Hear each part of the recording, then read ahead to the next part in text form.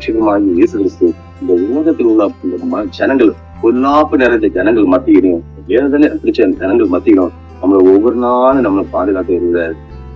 உன்னதமானவரின் மறைவில் இருக்கிறவன் சர்வ வல்லவர்களே தங்குவான். சங்கீதம் 91:1. பிள்ளைகளே, ஆண்டவர் தரம் இந்த வேத வசதிப்படி ஆண்டவர் தரம் நம்மளை பாதுகாப்பு இல்லைன்னா ஒண்ணுமே செய்ய முடியாது. அதனால கவனமா இருங்க. தேவ சமூகத்துக்கு போங்க. உலகத்தில் உள்ள ஒரு மரத்துக்கு கீழே நம்ம இருக்கும் போதே ஒரு பெரிய நிழல் உண்டாகுன்னா தேவ சமூகத்துல ஆண்டவர்கள் சமூகத்துல இருக்கிற நம்முடைய வாழ்க்கையில உள்ள ஒரு நிழல் இருக்கு. அந்த ஒரு கரம் நம்மளை பாதுகாத்துருக்கே.